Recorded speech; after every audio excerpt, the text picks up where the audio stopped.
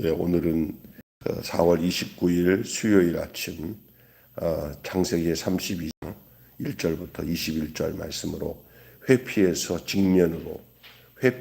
직면으로라는 제목으로 말씀을 나누겠습니다. 라반과의 그 20년의 악연을 끊어낸 이 야곱 앞에서 이제 놓여진 것은 그 아버지 이삭의 집으로 이제 돌아가는 가운데 가장 큰 야곱의 숙제가 바로 자기 형과의 관계예요. 형 에서라는 무지 큰 산이 앞에 놓여 있어요. 뒤에서 쫓아오던 것 다 해결되니까 앞에는 또 커다랗게 가로막힌 태산 같은 문제가 놓여 있습니다. 오늘 어쩜 우리 인생의 모습일 수도 있어요. 거기서 이제 하나님의 사자들을 만난 이 야곱, 거기서 이제 하나님의 사자들이 야곱에게 마하나임이라고 해서 하나님의 군대라기도 하고 두 진영이라는 뜻이에요. 두 진영, 마하나임. 이걸 부르면서 그걸 보여줘요. 하나님의 사자가 나타나서 야곱에게 걱정하지 마라. 다 내가 지켜주마라는 그런 사실을 알려준 거예요. 그런데도 불구하고 위로를 얻었죠. 그럼에도 불구하고 그 먼저 몇 명의 그 선발대를 먼저 그 형이 있는 곳에 아마 빨리 보내는 것 같아요. 순찰 좀 하고 돌아오라고. 갔다가 와서 하는 보고가 자기 형 에서가 400명이나 되는 무장된 그 군인들을 앞세우고 오고 있다는 것을 알게 됐어요. 아니, 동생 맞이하는데 군대 한 400명의 무장된 군인들을 몰고 온다고 하니까 야곱이 막 그 다리랑 발이 막 그냥 사시나무 떨듯이 떨리는 거예요. 아, 형이 아직도 화를 안 풀었구나. 큰일 났네. 그런 상황이에요. 조금 전에 하나님의 사자가 와가지고는 마하나임 하면서 위로해 줄 때는 갑자기 마음이 든든해져서 아무 걱정 안 해도 되겠다 싶었는데 또 현실로 돌아가서 이제 형이 어떤가 하고 먼저 소식을 전하고 갔더니 아니 400명의 군대를 끌고 나온다고 그러니까 아주 이게 뭐야 막 그냥 온탕 갔다가 냉탕 갔다가 그런 상황이에요.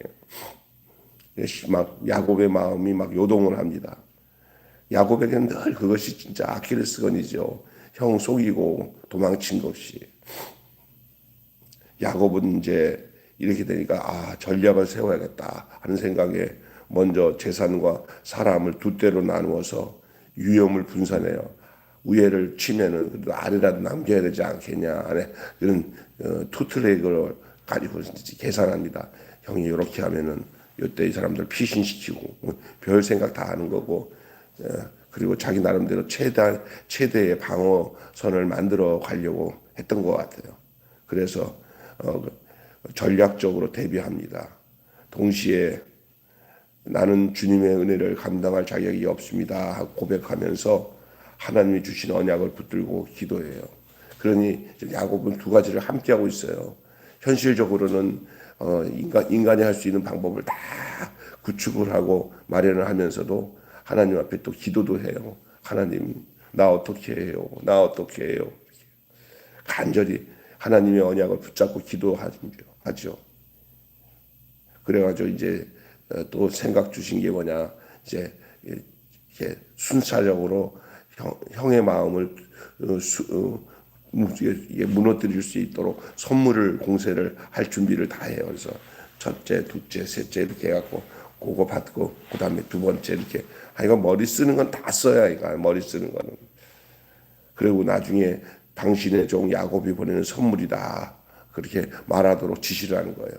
그러니까 선물을 뭐 4차례로 5차례로 보내도록 해가지고 한 번 보내고 또 2번 보내고 하면서 그 보냄을 받은 사람이 가서 꼭 하는 말이 뭐냐면 당신의 종 야곱이 보내는 선물입니다. 당신의 종 야곱이 보내는 선물이다. 이렇게 몇 번씩 선물 받고 나면 마음이 수그러지겠지. 이게 인간적으로 계획을 다 세우는 거예요.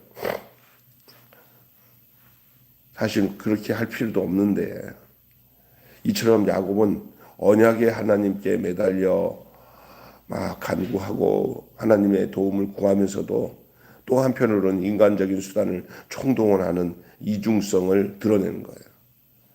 우리가 되잖아요. 아유, 하나님이 도와주신다 해도 하나님이 도와주시는 것 같고는 부족해. 내가 할 건 또 내가 해야 돼. 이런 생각을 하는 거예요. 형에 대한 오랜 두려움이 그의 마음에 여전히 짓누르고 있었기 때문에 그 나이 많은 이 야곱도 그 어렸을 때 형과의 관계 속에서 자기가 행했던 것과 이제 만약에 이제 맞닥뜨려졌을 때 닥칠 그것이 그에게 얼마나 공포스러운지 말로도 할 수가 없어요.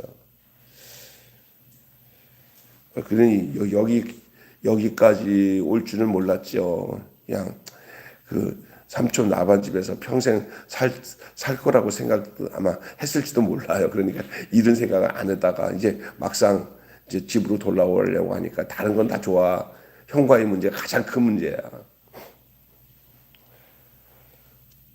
그러는 문제 앞에서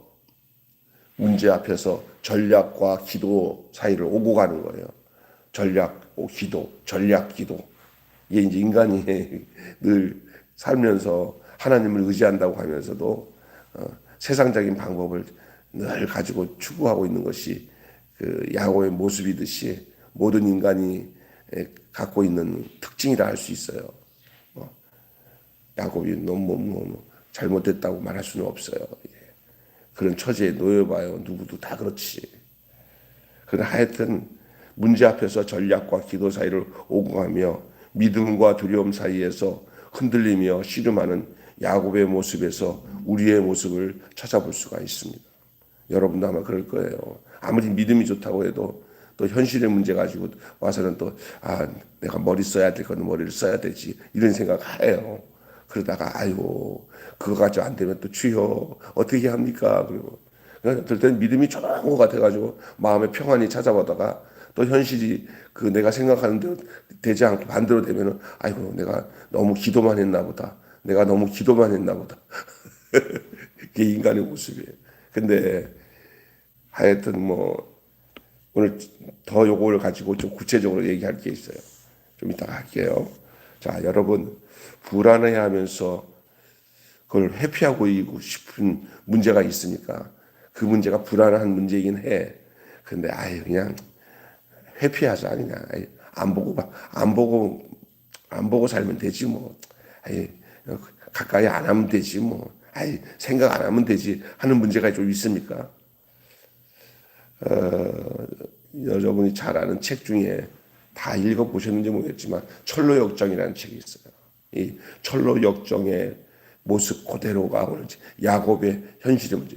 철로역정의 대부분 그 스토리가 뒤에는 쫓아오고 앞에는 가로막히고 옆으로 가려고 하니까 또 무슨 장애물이 있고 막 이런 아주 그런 서스펜스 그런 것이 철로역정의 얘기예요. 우리의 인생의 모습을 그대로 보여줘요.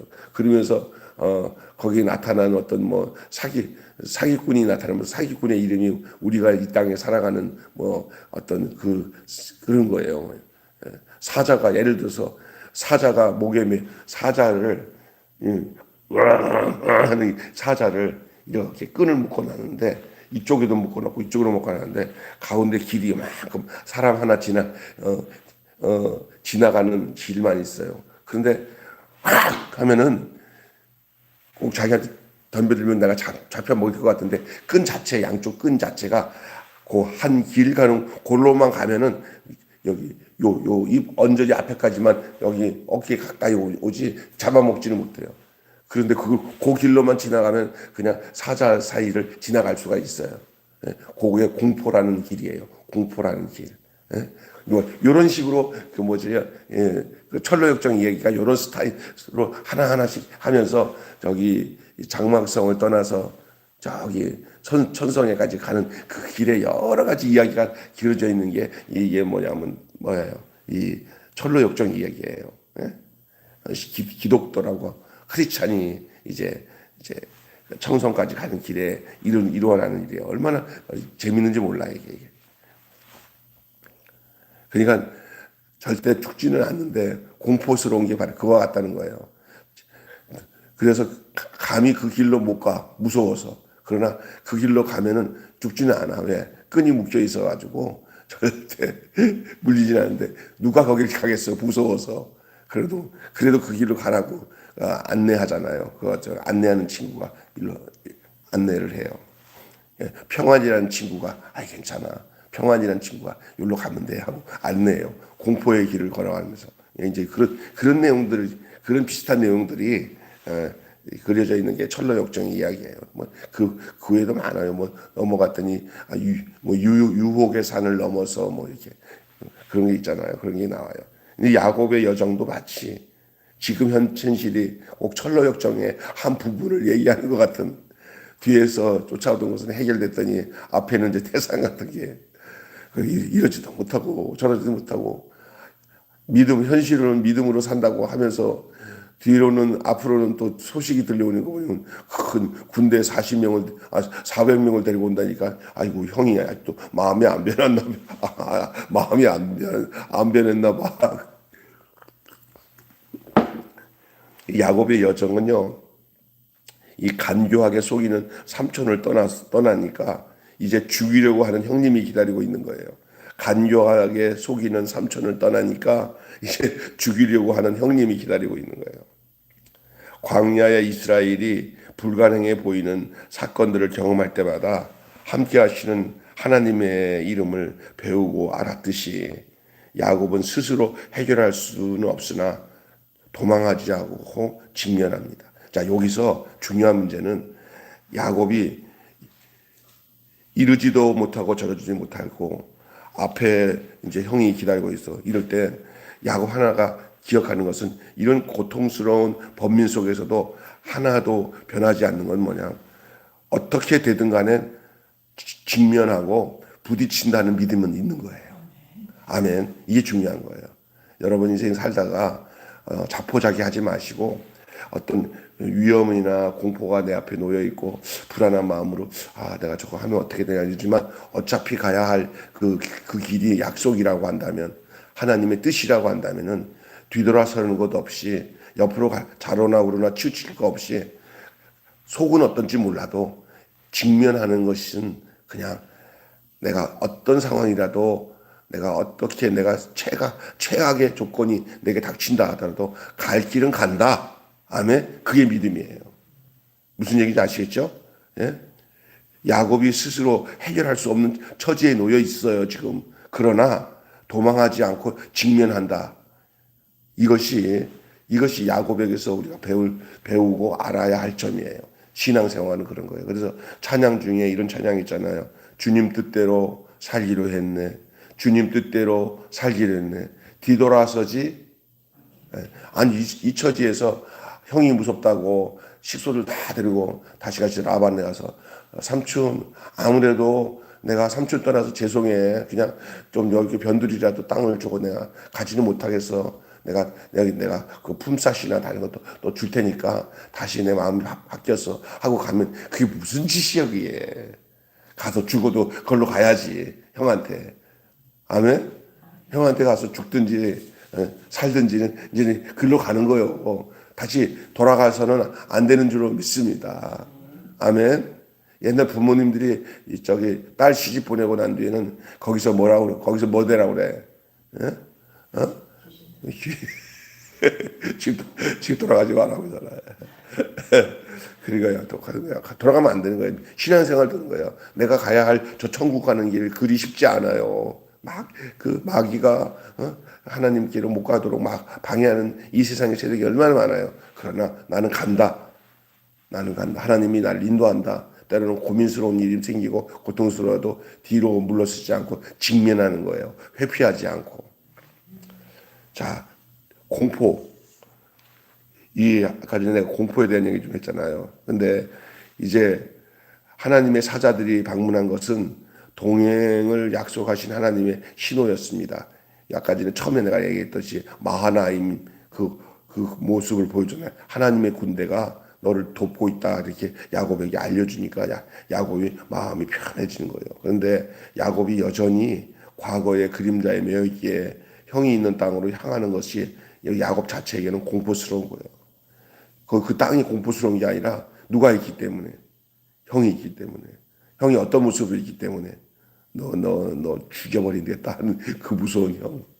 여러분, 이 관계가 안 좋은 사람들 만나는 게 굉장히 괴로운 거예요. 어떤 사람은 그러더라고요. 조금 관계가 안 좋은 사람들과 마음을 푸는 게 그게 힘들다고 그래요. 힘들지. 그 사람이 용서 안 하고 마음에 하고 있으니까 아예 내가 그냥 말 안 하고 그냥 모른 체 하고 지는 게 더 편하지 하고 생각하지만 부탁드릴 건 부탁드려서 해결을 봐야 돼요. 할렐루야. 그래서 공포스러운 거예요. 사실은 형을 생각하면 공포스러워요. 하나님의 임재가 있다 해도 두려움이 즉각적으로 사라지지 않습니다. 하나님의 임재가 있다 하더라도 두려움이 즉각적으로 사라지지 않습니다. 두려움 속에서 하나님을 의지하는 것이 믿음입니다. 아멘. 두려움 속에서도 하나님을 의지하는 게 믿음이에요. 야곱의 모습이 믿음이 없다, 죄가 없다가 아니야. 좀 야곱은 그 야곱의 형편 속에서 최대한의 믿음을 가지고 있는 거예요. 사람인지라 형 생각하면 공포스럽고 또 군사를 말이야 400명이나 데려왔다는 소리 들으니까 더 무서운 거예요. 그래도 야곱의 마음은 뒤로 물러서겠다는 마음은 없어요.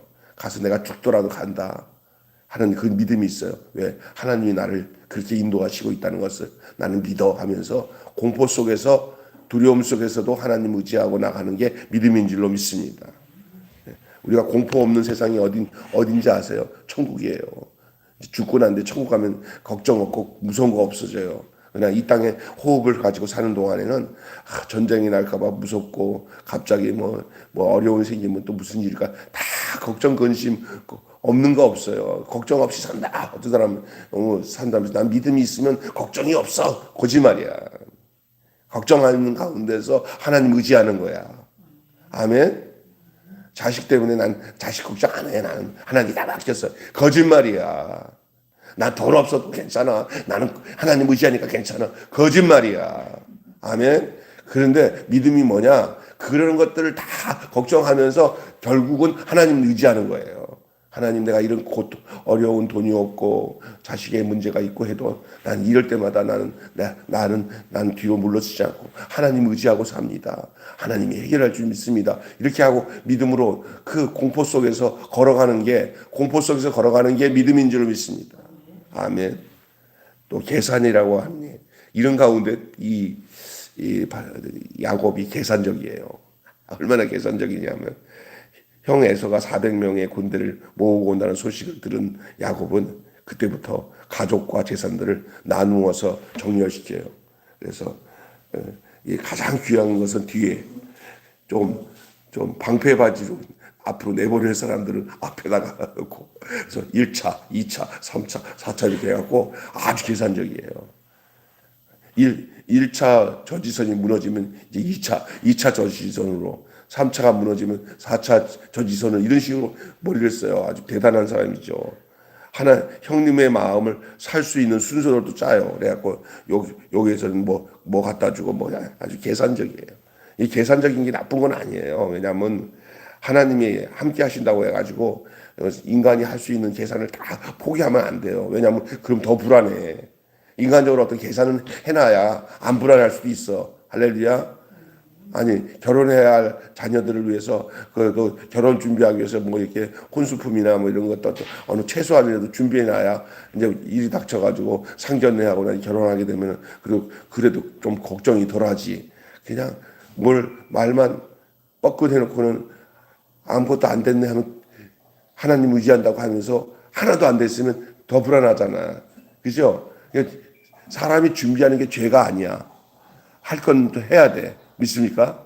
그러나 나중에 보니까 사실은 인간이 해놓은 건 아무것도 아니야. 하나님이 해주셔야 문제가 해결돼. 믿습니까? 내일 보면은 이렇게 야곱이 이렇게 많은 계산을 다 하고 다 한 것이 사실은 그거 갖고 해결된 게 아니에요. 하나님이 그냥 에서의 마음을 단방에 바꿔주니까 해결되는 문제였는데 그게 뭐냐면 결국은 그렇게 하는 것은 자기 자신을 위한 거야. 그렇게 해야 좀 덜 불안해, 사실은. 그래. 그게 하나님을 의지하지 않기 때문에 그렇게 한 거라고 말할 수는 없어요. 인간이기 때문에. 그러나 그런 가운데서도 이 야곱이 하나님 앞에 그런 걸 준비하면서도 하나님 이거 만약에 이런 일이 생길 때 내가 생각하고 내가 계획한 거대로 되게 해달라고 기도하면서 했겠지. 그러나 하나님이 속으로 보면서 쓸데없는 짓을 하고 있구나. 하나님이 아마 그러실지도 몰라. 내일 하는 방식을 보면은 하나님이 어떻게 에서의 마음을 바꾸고 야곱을 어떻게 하나님이 이제 야곱이 그 불쌍히 여기게 하나님 어떻게 만드신지 내가 말씀드릴 거예요. 재밌어요. 자, 그렇게 해서 이제 계산적으로 딱 정렬을 해서 형 앞으로 나갈 준비를 하고 있는데 형님의 마음을 또 살 수 있도록 또 선물 공세도 다 짜놓은 거예요. 선물 공세도. 스스로 싸워 이길 힘도 없어요. 하나님께 유임하지도 못하고 자기 스스로 싸울 힘도 없어요. 도망가지는 않지만 여전히 그것을 통제하려고 하는 자기 안에서의 혼란 상태에 놓여 있는 게 이게 바로 계산적인 사람들의 특징이 왜 계산적으로 이런 거를 도모하는지 알아요? 이러지도 못하고 저러지도 못하니까 그렇게 하는 거예요. 그렇다고 해서 전적으로 하나님께 맡긴다고 하면 불안해서 또 못해. 그러니까 계산하는 거예요. 자, 화해의 선물도 오늘 중요하죠. 여기 보면은 야곱이 이제 기도하잖아요. 이게 야곱의 기도는 작디작디한 자기 인식을 드러내요. 야곱의 기도에 가까이 다가갈수록 약속을 믿는 담대한 믿음과 확신은커녕 가면 갈수록 더 두려워. 야곱이 형을 향한 선물이 마음을 녹여주기를 간절히 바라면서 하나님께 간구를 합니다. 하나님, 이 선물 두 번째 선물 주면 첫 번째 선물 줄 때 그냥 마음이 확 녹아지게 해주시고, 혹시 안 녹아주면 두 번째 선물 때는 많이 녹아지게 해주시고, 세 번째 선물 때는 그냥 끝장나게 해주세요 하면서 선물 준비해요. 아유, 야곱 모습 보니까 안타까워. 그러니까 이 인간이 저지른 죄는 다시 화해하려고 하면 이렇게 마음에 고통이 와요. 얼마나 힘들겠어. 그러나 문 마음을 주관하시는 분은 누가 하셔요? 문 마음을 주관하는 분은 누가 하셔요? 하나님이요. 어떨 때는 우리가 과민 반응할 때도 있어요.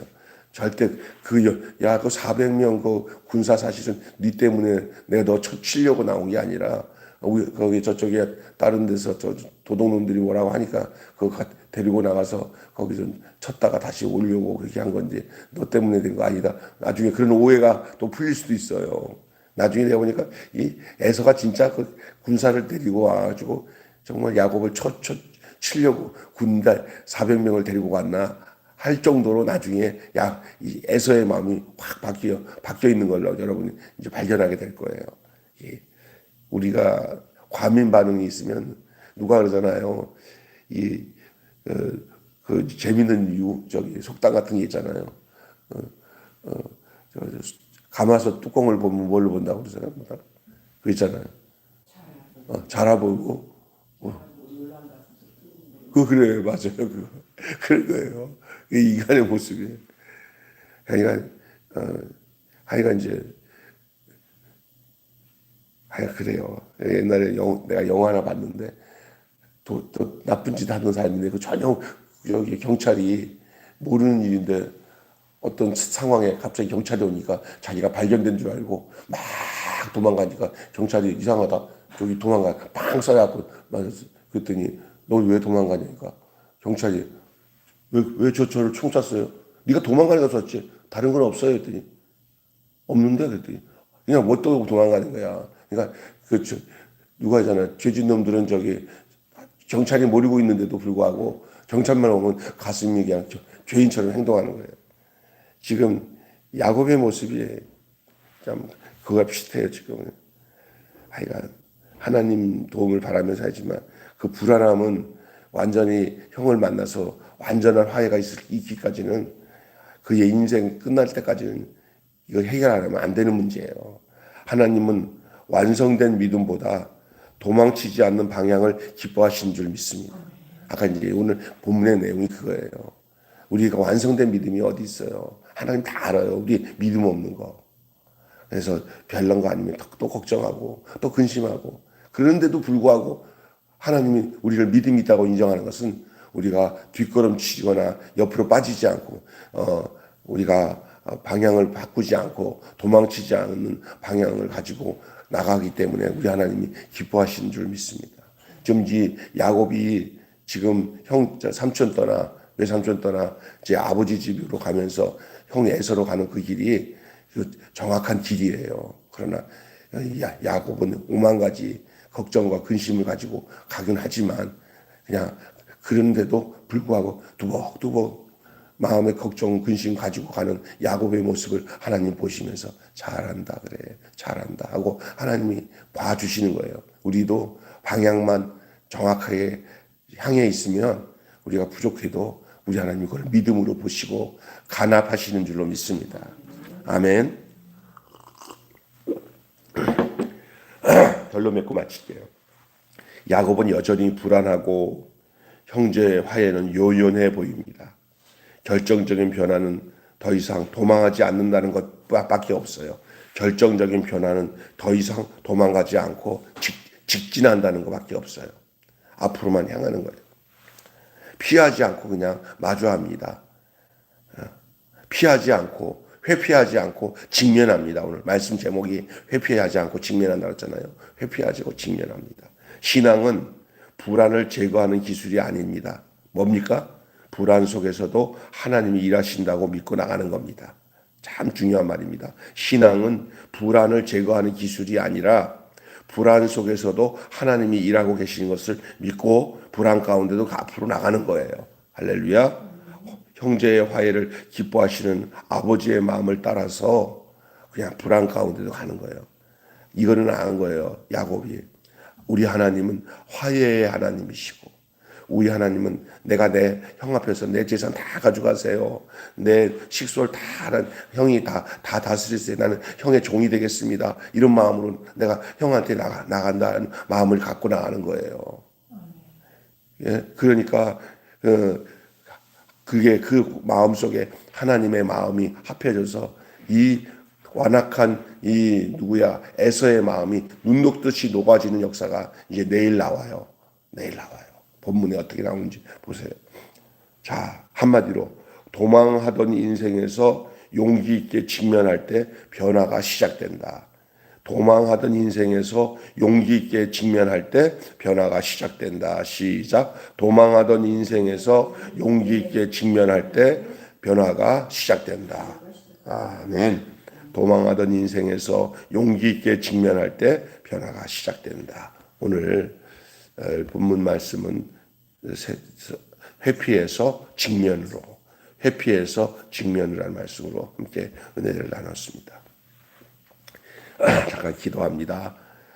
삼촌 라반과의 20년의 악연을 끊고 이제 그것이 잘 정리돼서 이제는 고향 땅으로 아버지 이삭이 있는 곳으로 더불어 자기를 아직까지 용서하지 못할 거라고 생각하는 그 형이 있는 곳으로 두려움 속에 걸어가고 있는 이 야곱의 모습을 오늘 보게 됩니다.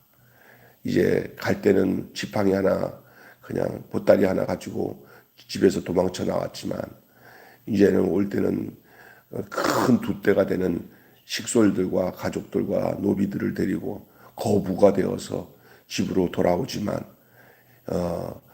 그게 성공한 사람의 의기양양한 모습이 아니라 형 앞에서 정말 두려움과 공포를 떨고 있는 그런 죄인된 모습으로 돌아오는 이 야곱의 모습이 어쩌면 이 땅에서 뭔가 다 이루었다고 하며 성공했다고 살아가는 삶 속에서 어딘가 한 구석에서 죄인된 모습으로 불안을 떨고 있는 우리의 모습이 아닌가 싶습니다. 하나님 아버지, 이 야곱이 이제 형에게 가까이 가면 갈수록 찾아오는 이 두려움을, 그 엄습함을 어떻게 할 수가 없어서 이 모양 저 모양으로 계산도 하고 방법을 취하고 있었습니다.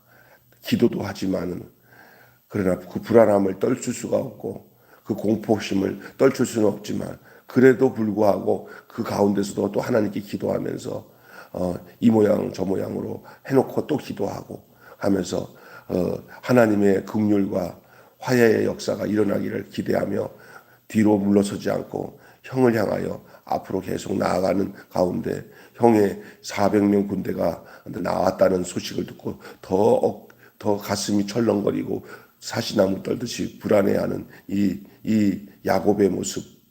그래도 뒤로 물러서지 않고 하나님의 화해의 역사가 돌보심의 역사가 있기 위해서 자신을 가장 낮은 당신의 종이 야곱입니다 하며 그 형 앞에 엎드려질 마음을 가지고 찾아가는 이 야곱의 모습을 우리는 보게 됩니다.